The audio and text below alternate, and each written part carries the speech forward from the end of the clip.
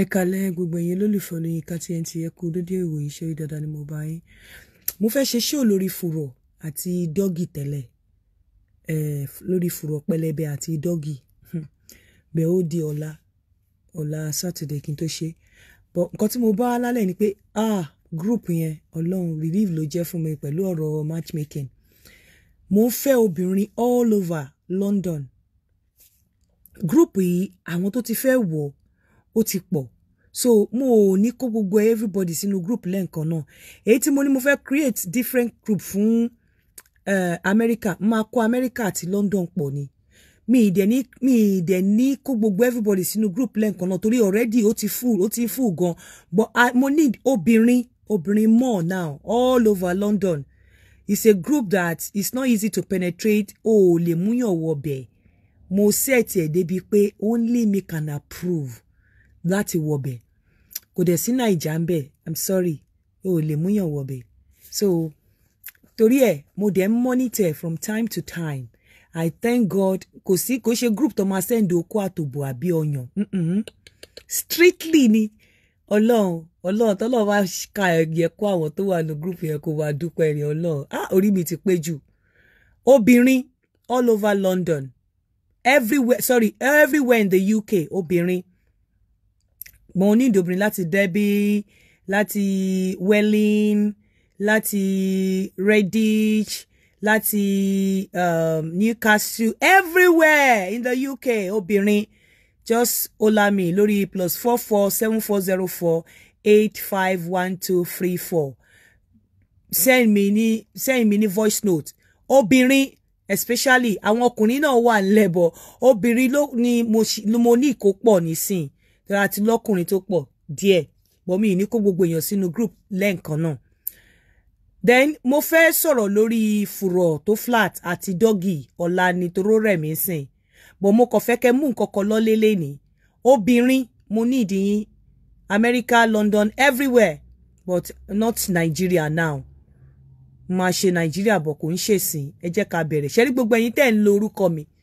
Tẹ́ lọ ń lo TNT tẹ́ fi open group mi yàtọ̀ sí yín kò lè yé yín. Àwọn tó bá wà nínú group mi wọ́n mọ̀ pé group mi làwọn wà. Honestly, Ọlọ́run fùrọ̀ tó flat àti dọ́gì màá sọ̀rọ̀ lórí ẹ̀ lọ́la. Màá sọ reason tó jẹ́ wípé títí ayé máa fi parẹ́ ọkùnrin máa dóbò ta ni. Títí ayé máa fi parẹ́ ọkùnrin máa jẹ variety tó jóbò ni. Màá sọ ìdí tó ṣe jẹ́ bẹ́ẹ̀ fún yín. Ó di ọ̀la ká tó ṣe dọ́gì àti ìdí tó flat. Torí àwọn tó bá ní ìdí pẹrẹsẹ, mi mọ̀ bí yàn ṣe ní ìdí pẹrẹsẹ tó ń ṣe dọ́gì. Tó bá di lọ́la, màá tú pẹpẹ ètò, màá dàrú, màá fọ́ sí wẹ́wẹ́ fún yín. Ẹ jẹ́ kó dọ̀la. But lẹ́ni, nǹkan tó bá mi wá lálẹ́ yìí, obìnrin ní all over UK, any age group yẹn mímì tí ẹ ṣe matchmaking mọ́ lórí ètò mi tí ẹ nídìí láti ṣe mọ́ group yẹn ó ti no Ọlọ́run fún mi lọ́pọ̀lọpọ̀ ẹ jọ̀ọ́ nítorí Ọlọ́run mi tí bẹ̀rẹ̀ Nigeria group o kódà mi tí bẹ̀rẹ̀ àwọn ìlú mi bọ̀ mama add àwọn ìlú mi díẹ̀ UK all over UK ló sì wà ń bẹ̀ sí honestly àwo òde fẹ́ gbogbo ẹ tó bá wà ní group yẹn tó bá ń gbọ́ mi anybody tó bá send ọyàn àbóbò àbí fùrọ̀ sínú group yẹn máa yọ jáde ni o strictly matured group matured minds ni honestly o lè wọ bẹ̀ láì jẹ́ pé mo fún ẹ mo approve ẹ kò sí nǹkankan o lè wọ bẹ̀ láì jẹ́ pé mo approve ẹ tó bá tún wá meet a tún máa jọ lọ jẹ lunch together so ẹ má bínú àti ìgbé kò tí kan ẹ̀yin ará Naija kò kan ẹ̀yin ará Naija ẹ má worry ó máa kàn yín láìpẹ́ but ẹ jẹ́ kó fẹsẹ̀ múlẹ̀ dáadáa ní UK America France Germany Italy àwọn ìlú wo ló tún kọ sí mi Australia àwọn ìlú yẹn oh my God obìnrin nísìnyí obìnrin mo fọkùnrin náà o bẹ́ẹ̀ mo fẹ́ tí bá ní pé mo fẹ́ ọkùnrin 5 mo fóbìnrin 10 mo fọ́kùnrin náà mo dẹ̀ fóbìnrin but obìnrin eléyìí ó wà discreet pa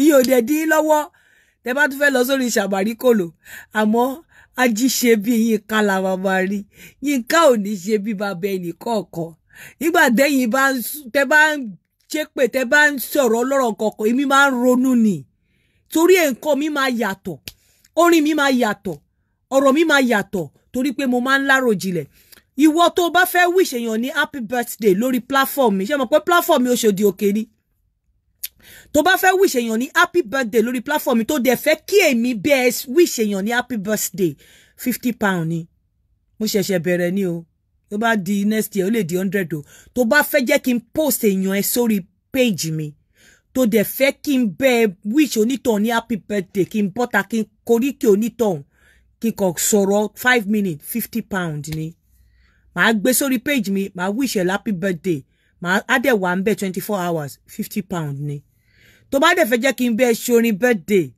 owó náà ni àjọsọ yẹn lẹ́yìn ẹ̀yin náà mọ̀ pé orin tèmi mo máa ń ronú kọrin ni mo ní lyrics tó gbásíkì gidi so tó bá fẹ́ kí n bẹ́ẹ̀ wish èèyàn happy birthday £50 ni lórí page mi tó bá fẹ́ kí n bẹ́ẹ̀ kọrin birthday o lè lọ wá onílù kó wá kí n kí èmi á kàn wọ studio máa compose máa kọrin wá sanwó studio wá dẹ̀ sanwó iṣẹ́ fún mi torí tí bá charge yín àwọn èèyàn tó ti máa ń bá mi máa ní kó lọ ṣe ní Nàìjíríà torí ó máa ń wà cheaper ń bẹ̀ bọ̀ látọ̀dọ̀ tèmi torí owó táwọn onílù máa gbà ń bì so máa wọ́n àwọn orí tẹ́ ń ṣe yẹn mo ò kí ń tẹ́rí mi tí mo máa ń ṣe kéèké yẹn mi ò ná less than 600 ó kéré jù máa ná 600 kò tí ì mọ́ costume o kò ì mọ́ costume o tán bá tí wọ́n bá mi ṣe fídíò kéékèèké tẹ́ ń rí yẹn máa tún sanwó sí ó kéré jù àwọn orin yẹn mo ná 600 so tó bá fẹ́ ṣe mo lè fún ẹ ní nọ́mbà producer kó pe producer kó sanwó fún kó sanwó onílù kó dẹ̀ sanwó fẹ́mi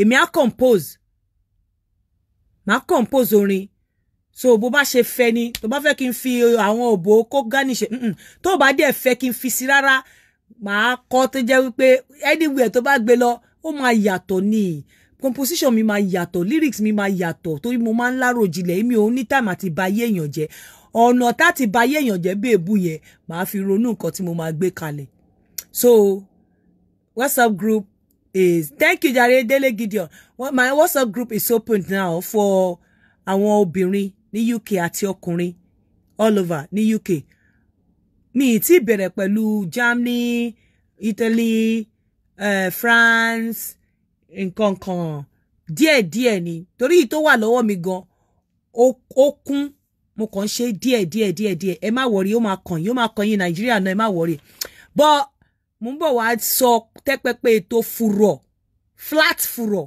àti doggy style lọ́la interactive section ni o tẹ́ bá ti pè màá sọ̀rọ̀ díẹ̀ mi dẹ̀ ní sọ́mọ́ but mo ń bọ̀ wá explain furọ̀ flat furọ̀ àti doggy style lọ́la ẹ jẹ́ máa fi sí ìṣe àlọ́ sabarikolo.com ẹ lọ register ń bẹ̀ ẹ má dẹ̀ gbàgbé ilẹ̀ danabit ó máa di 1.5 lọ́la ẹ̀yin tó bá jì fẹ́ rà lé ni ẹ ṣì lè pè mí sórí +447404851234 àwọn obìnrin àwọn ọkùnrin tó fẹ́ join group mi ẹ jọ voice note nítorí Ọlọ́run voice note ni èmi fúnra mi ni màá pè yín màá send iye tẹ́ máa san kò compulsory you don't have to pay if you don't pay you cannot enter my group that's it. Aunty Bola Newcastle, thank you so much. Màámi Aunty Bola.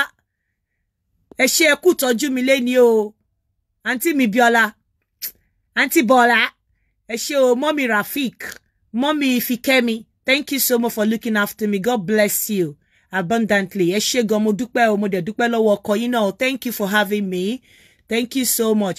Ẹ jẹ́ máa fi sí ìṣe àlọ́. A ríra lọ́la lórí ètò furọ̀, flat furọ̀ àti doggy style. Ó dàbọ̀.